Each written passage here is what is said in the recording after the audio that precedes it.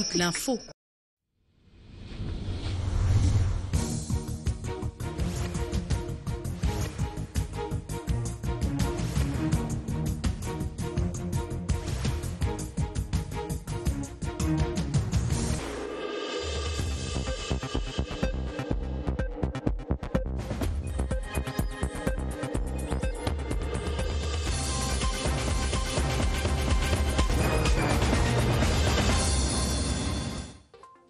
Cameroon has been declared polio-free by the African Regional Certification Commission and the World Health Organization at the end of a 4-day evaluation meeting here in Yaoundé. BIR Delta crackdown maritime pirates in BAKASSI recovers fishing vessels in an operation that reassures the population of their safety in the peninsula.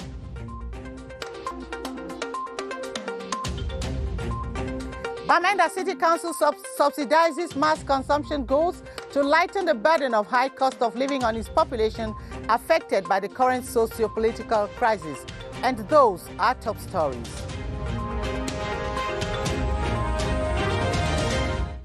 Good evening. You're watching the 7:30 news here in Yaoundé with me, Gladys TATAH.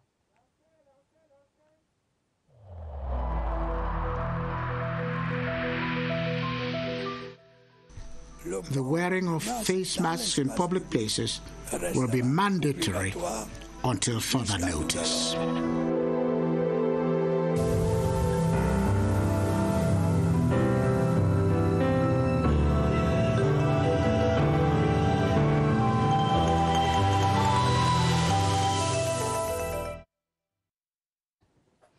Cameroon has been making preparations in view of the total reopening of its airspace to international traffic. The subject was at the center of discussion today during the weekly interministerial meeting to monitor government's riposte strategy against COVID-19. The virtual session chaired by Prime Minister Chief Dr. Joseph John Gute also evaluated the application of protection measures in bars and restaurants since the easing of restrictive measures on April 30, 2020. Star Building correspondent Christian Che Atam with the details. Although Cameroon still records significant numbers of COVID-19 infection daily, the country is already preparing for the total reopening of our airspace when the conditions are right. This Thursday's interministerial meeting, presided by Prime Minister Joseph John Gute, examined the protective logistics which are envisaged at different entry points, the modalities which will govern the treatment of incoming travelers, and the contribution of air and land transport agencies to the protocol guiding international travel into Cameroon.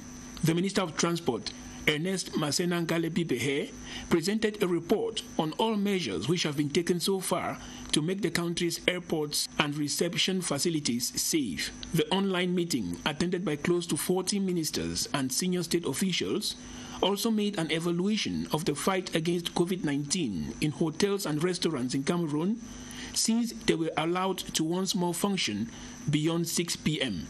The Minister of State, Minister of Tourism and Leisure, Bello Buba Maigari, said his department has put in place a control mechanism to ensure that leisure facilities respect barrier measures such as the use of sanitary kits, the wearing of face masks, and the respect of social distancing.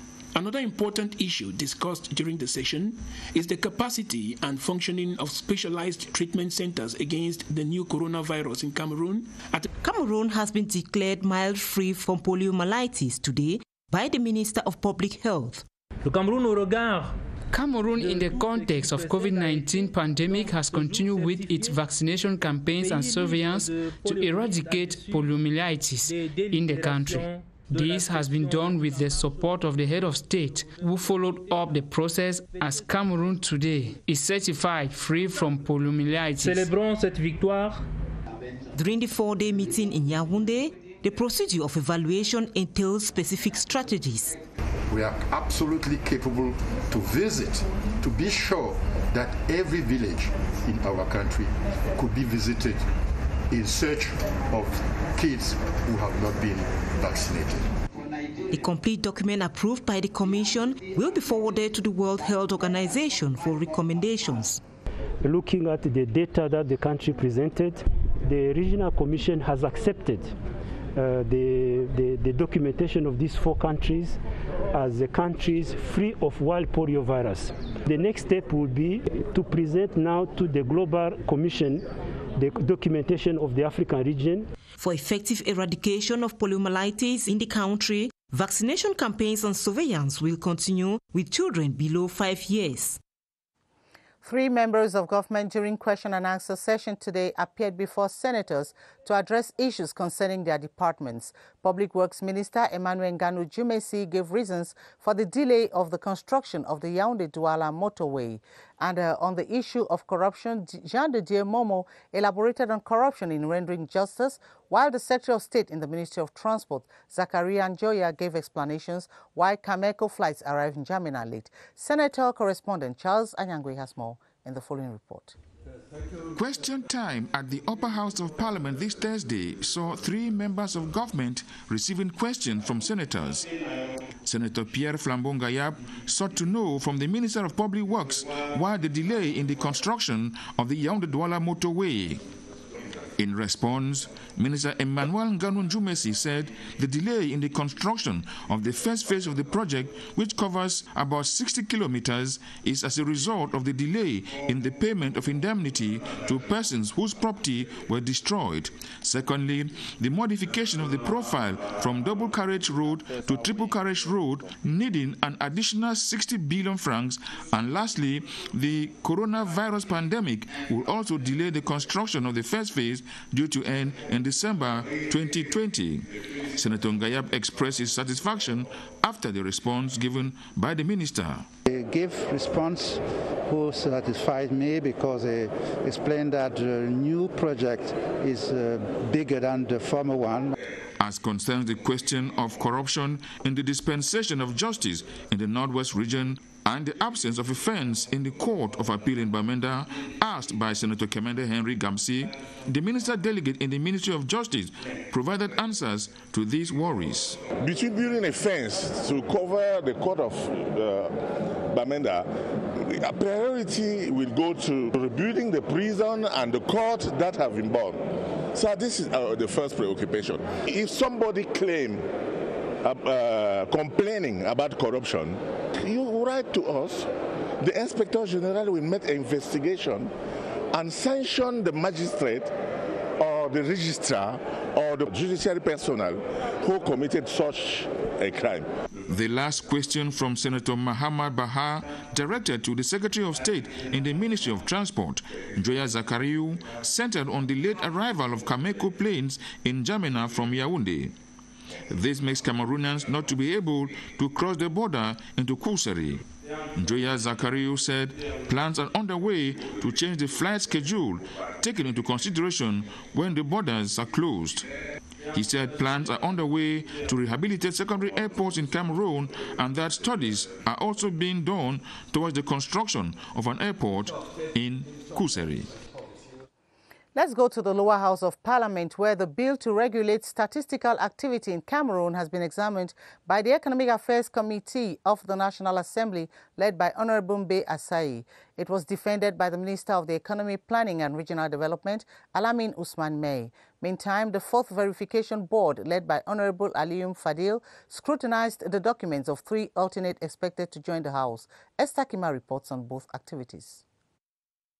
Statistics are an important component in policy making based on pertinent, credible and timely data. To align local legislation with the UN fundamental principles of official statistics and the African Charter on Statistics, a reform is inevitable. Cameroon is going to equip its economy. A country with a very strong apparatus is certainly well fitted to develop, progress, implement public policy with the involvement of the community. With available facts, participating in the democratic process is guaranteed for the average Cameroonian. There is a stringent process in collecting, treating, and putting at the disposal of the layman the information he's expecting. One other aspect is digitalization of our entire system. The bill also prohibits the manipulation of statistical compilations for unlawful ends. Data collected are also under the secrecy obligation to make sure that we are covering exhaustively, largely, the scope of statistic production, treatment, publication, and storage. While the Committee on Economic Affairs wrapped up its deliberations, the Fourth Verification Board of the National Assembly worked on the files of the 3 alternate members of the FSNC and CDU following the resignation of their substantives. We have examined the 3 files of the alternate member of the National Assembly. All of the different files, there is no irregularities that we have found at this moment. After the presentation of the board's report in plenary, the new members will receive their attributes and subsequently take up function. In our series on the budgetary modification, tonight we take a look at the agricultural sector with focus on strategies put in place to attain 2020 objectives in spite of the cut in funds by more than 18 billion CFA francs from the ministerial department. According to officials of the ministry, priority will be on areas which will ensure food security and the production of crops with a high yield. Clarice Aritakang has more. The 2020 budget for the Ministry of Agriculture and Rural Development was approved with 4 major components under which projects will be executed. At the heart of these are mechanization of the sector and stepping up productivity and competitiveness. Now we will put the stress on the production of rain-fed rice because it's very important for us. To increase the yield, we have to supply improved seed. We have to supply fertilizer, and we have to support people around the town to produce vegetables. Though with reduced financial resources to carry out its missions nationwide, the obligation to deliver remains.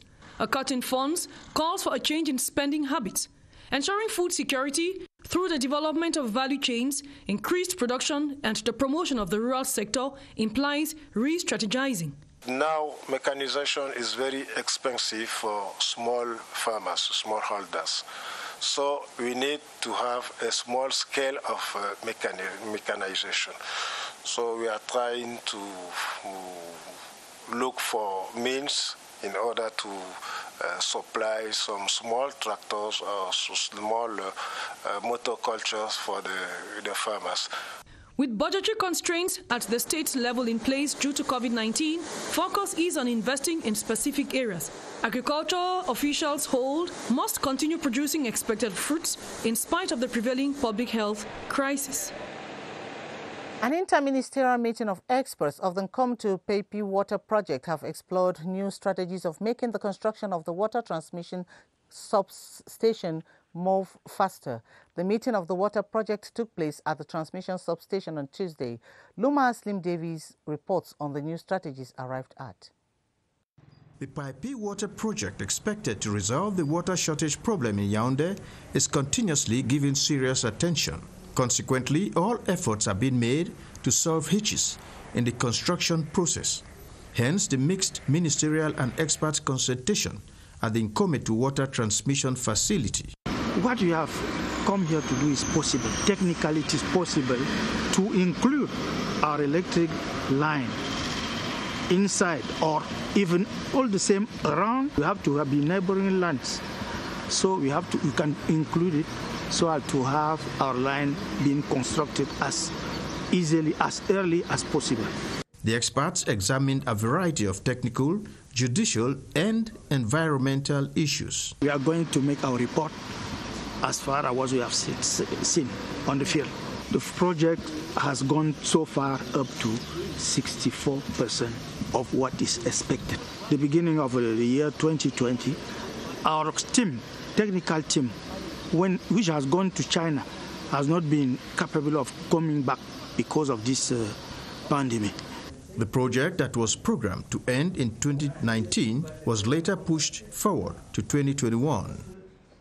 The population of BAKASSI Indian Division of the Southwest region have been reassured by elements of the Rapid Intervention Battalion B Delta that Cameroon's waters would remain secure for them to carry on with their activities as they intensify efforts to crack down maritime piracy. The commander of the B Delta, Lieutenant Colonel Olama Ayisi, gave the reassurance following recovery of a stolen fishing vessel after an operation on the high sea. Fame Bunyi Ayise completes that report from CRTV Southwest in Boya. Cameroonian waters will not be an open field for pirates to plunder and kill at will, as elements of the Rapid Intervention Battalion unit in the Delta intensify maritime surveillance to keep pirates at bay. We would like just to thank the population and exhort them to continue with their collaboration. And the other message is for those who choose this kind of activities, piracy. So we just want to tell them that Cameroon waters is not the field where they can go on with their activities.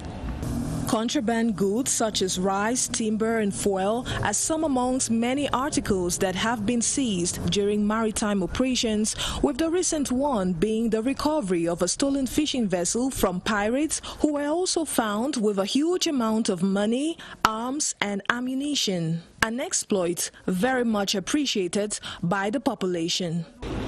Time we don't hear say don't take the motor, we don't fear all.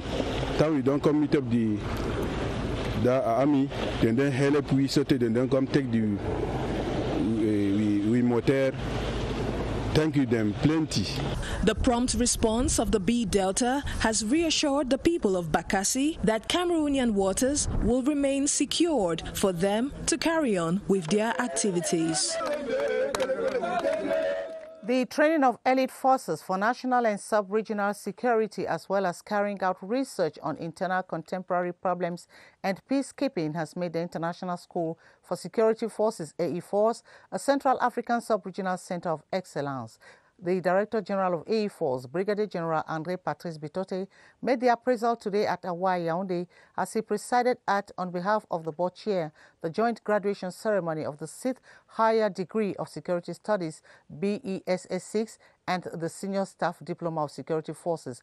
Kilanda Ndifon reports on the joint graduation ceremony, that of 42 trainees from 8 African countries, including Cameroon. The 6th Higher Degree of Security Forces had 27 gendarmerie and police trainees from Cameroon, Congo, Cote d'Ivoire, Mali, Benin and Niger, and studied for 9 months. While for the 9th Senior Staff Diploma of Security Forces, they were from Cameroon, Congo, Guinea, Mali and Togo, and studied for 4 months. On behalf of the board chair, the Director General of the school, who describes it as the best, sounded confident about the training. You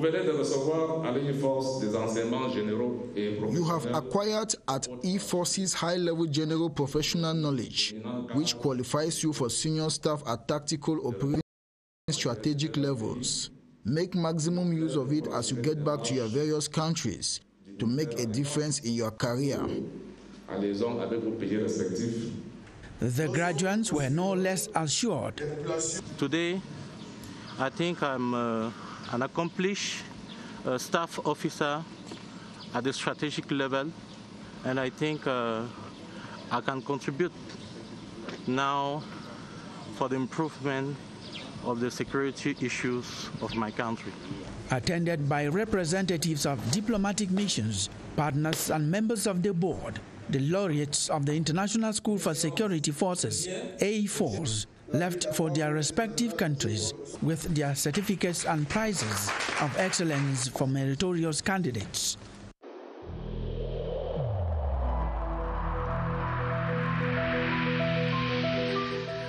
We should bear in mind that negligence by a single individual can seriously harm the entire community.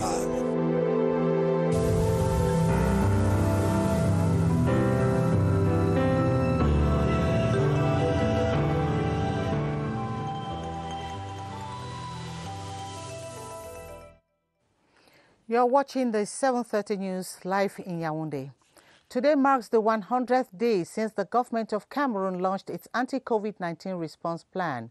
After 100 days of multifaceted battle against the pandemic, our country counts 10,638 confirmed cases. Gilbert Ongene is standing by live at the Public Health Emergency Operations Center with the latest on the pandemic in Cameroon. Hello, Gilbert. What's new?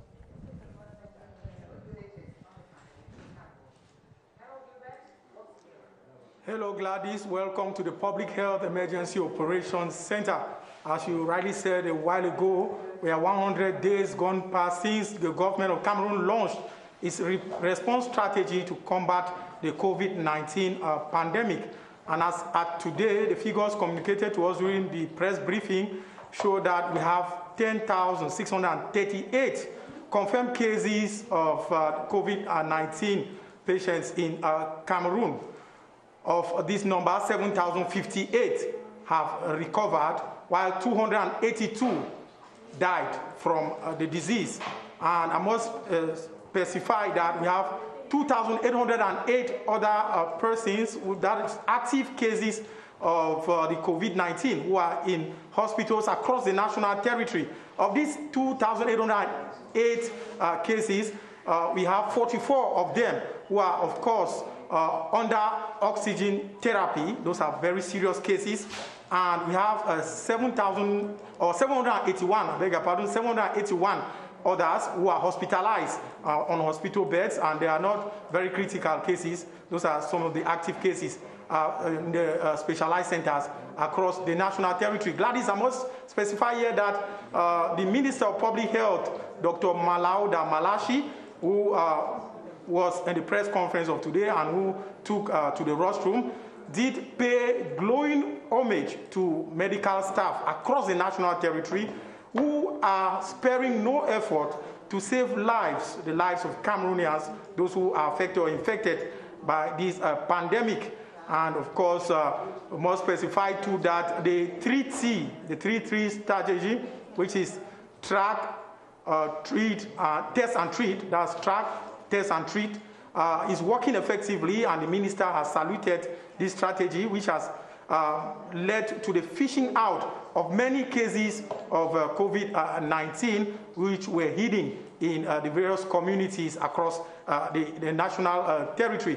And that's the reason why the Ministry of Public Health, with all the partners, will continue in this way to make sure that they bring an end to the coronavirus pandemic.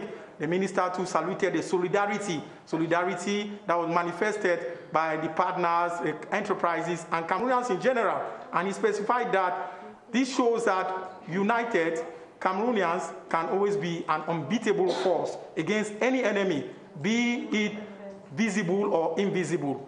And that's the situation out here, Gladys. We have 10,638 cases of COVID-19 in the country. We have, of course, 7,058 recoveries and 282 deaths since the launch of the response strategy by government in mid-March this year against the pandemic of COVID-19. So keep watch. The COVID-19 or coronavirus is a reality. You can spread the message, sensitize others around you, but don't spread the virus. Over to you, Gladys.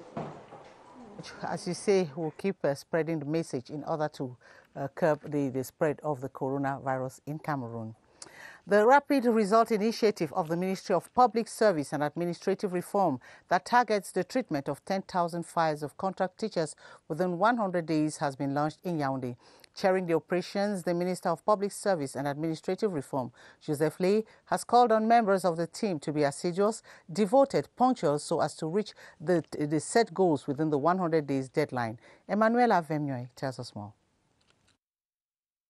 In just 100 days, the Ministry of Public Service and Administrative Reform wants to bring the suffering of contract teachers to an end. The Rapid Result Initiative of the ministry targets such persons with a view of treating 10,000 of files linked to their integration. A team to this effect has been handed down instructions of what has to be done.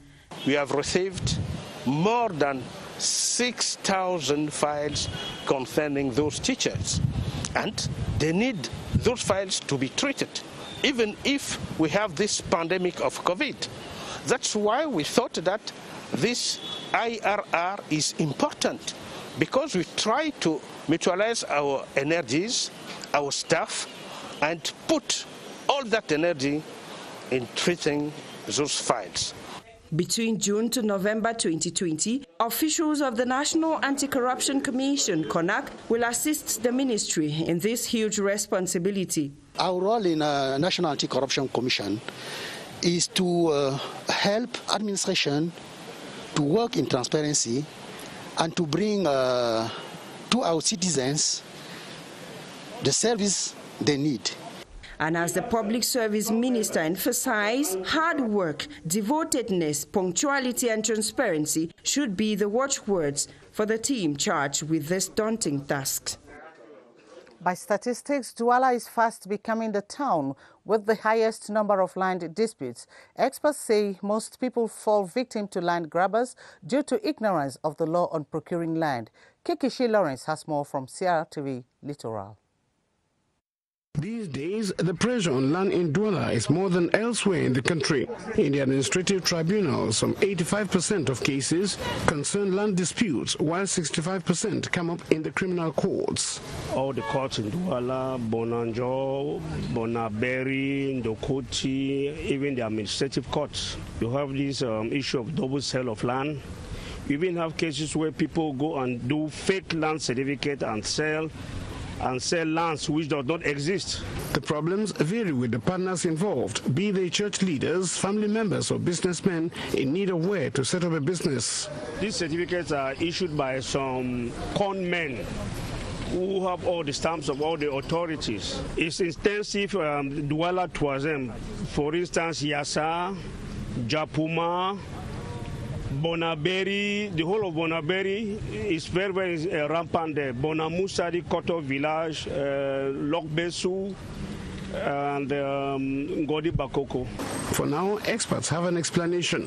En premier lieu, je citerai la méconnaissance des textes et the trouble is worsened by the ignorance on the laws on land acquisition, the abuse of authority by some officials, and the neglect of properly acquired land. The consequence is that we have cases that sometimes take several years going to the Supreme Court, with some landowners dying without recovering their lost land, either to land grabbers, government projects, or greedy family members.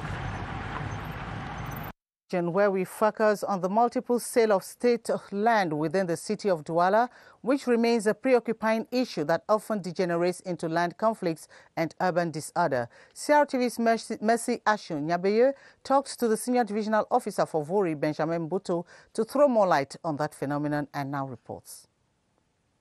Douala counts over 3 million inhabitants from all walks of life, gradually settling down to establish in a city known for its different architectural designs and constructed on state land. Curiously enough, the acquisition or double sale of land in the Vuri division and other parts of the country remain a mind-boggling subject for the administrators, whose role is primordial. When we come to the law, it is the SDO, the Senior Divisional Officer, who manage the state private land and also the public domain. If we have a double seal of land, we have to mark the first person who occupied this land.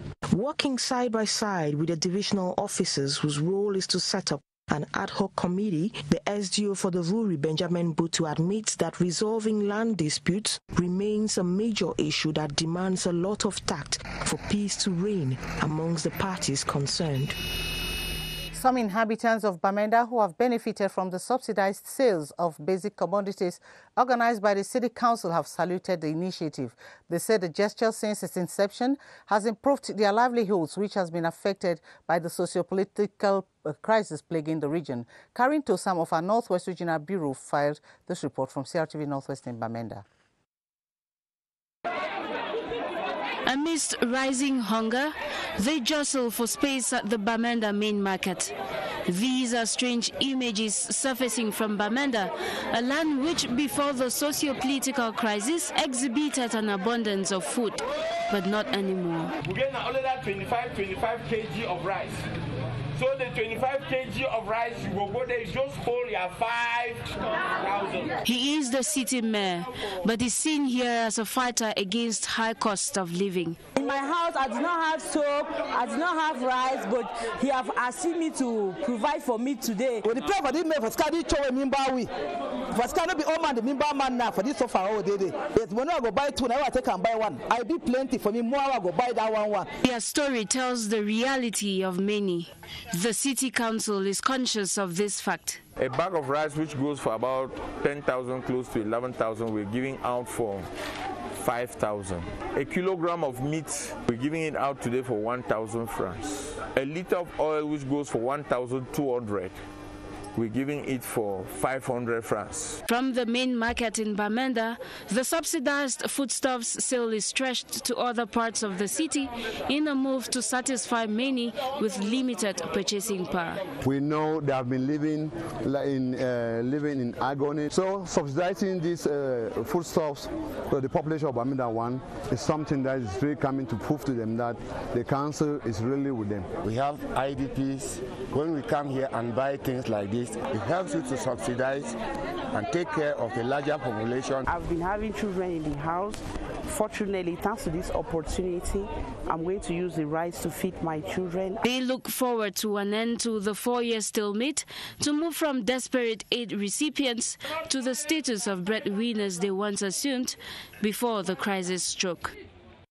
Authorities of privately anti-denominational schools in the Southwest region have expressed gratitude to the head of state for the disbursement of funds to enable them solve the problem of salaries. And the beneficiaries have appreciated President BIR's largesse that has come at a time they were almost at a fix. Details with Bridget Jepasam B1 in Boya. The private education sector in the Southwest region has for the past 3 years been facing a number of challenges in running the schools. Among them, the irregular payments of personnel salaries due to the drop in student enrollment since 2017 and the most recently COVID-19 pandemic. This has led to threats for sit-down strike by teachers of the private education sector. We had quite some debt that we were owing the teachers of about 150 million, of which up to the moment we are paid almost 100 million. So we are really very grateful to the president for this timely venture and to reiterate the fact that this goes a long way to say that we are in partnership. The head of state's largesse is very important. In terms of payment of salaries of teachers, it is a very big problem.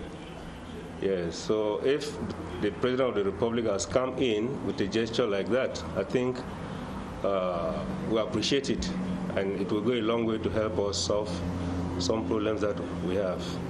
The most affected in the sector are lay private schools who solely rely on payment of fees.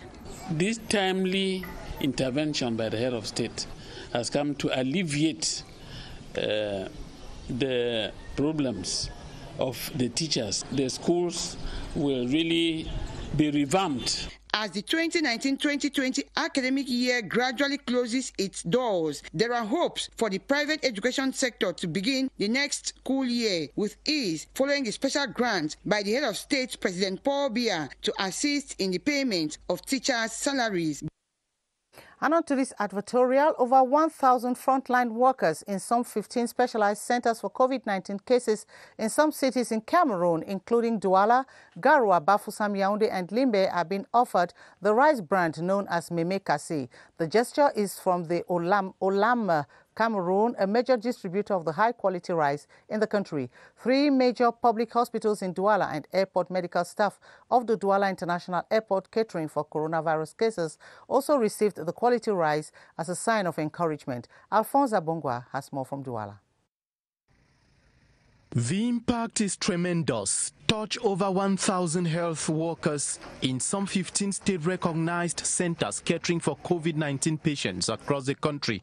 Each carton contains 4 bags of 5 kilograms of the rice brand BAKASSI. It is symbolically handed to representatives of the close to 80 health personnel of the Yassa Gynaco Obstetric and Pediatric Hospital in Douala who put their lives on the line to roll back COVID-19 in Cameroon. Olam Cameroon, the donor company, believes this is the time to stand by these workers. They are the true heroes of this whole situation. And we at Olam, through our flagship brand, BAKASSI, which of course it's very popular and noted for its care and its caring nature, we have decided to reach out to the persons who are involved in the day-to-day care and treatment of the cases that we have in the country. The BAKASSI caravan equally dropped at the Douala Referral Hospital, where a significant quantity was handed through the hospital's top management for onward distribution to staff. We thank Olam that they have thought of the personnel who are in the, I'll call it the war front. By virtue of its strategic role in the national riposte on COVID-19, the Lakentini Hospital, with largest intake of patients and health workers, takes the largest quantity of BAKASSI from the donors. Health workers of the Douala International Airport, also greatly affected by the pandemic, were equally beneficiaries of the cartons of BAKASSI. These are part of several other projects carried out by the Olam Cameroon enterprise. We had made some 50 million CFA francs cash donation to the government, to the Ministry of Health. The operation that began in Douala will extend to other towns in the national territory, including Garoua, Yaoundé, Bamenda, Bafoussam, Limbe, in the days ahead. And in sports, Cameroon's National Olympic and Sports Committee will on June 23, 2020, join the globe to observe the Olympic Day, the day set aside to promote the teaching of Olympic. The National Olympic Committee today begins a countdown void of any major celebrations due to the ongoing COVID-19 spread. CRTV's Baldwin Sama talked to the president of Cameroon's National Olympic and Sports Committee, who now expatiates on the preparations and now reports. It will have been an opportunity to celebrate the Olympic week with different activities organized in Cameroon, but the ongoing COVID-19 pandemic has put sports on a halt, with competitions suspended and most athletes nowadays not competing. Cameroon's National Olympic and Sports Committee works closely to ensure the well-being of athletes during this period. All the international federations, they postponed their major events to 2021 or 2022. So this is the fact, this important fact that we must consider. But at each national level, the athletes is not allowed to travel abroad because all the borders are closed down. A committee will be set up to monitor the evolution of the COVID-19 spread as to when some sports activities may eventually have to resume. We are going also to see how we can organize training first, the training, but also maybe some competitions. Cameroon's National Olympic and Sports Committee will accompany athletes still in quest for tickets for Tokyo 2021 as they wait for the final program. We must give to our athletes who are interested by the qualification the right level for them to get the qualification. They continue calling on the different athletes to respect all government's outlined measures to stem the spread of COVID-19 in the country. And that does it on this edition of the 7:30 News. Thanks for watching. Romeo Trisangok will be here at 8:30 for the news in French. Until then, it's bye from all of us on the 7:30 crew. Good night.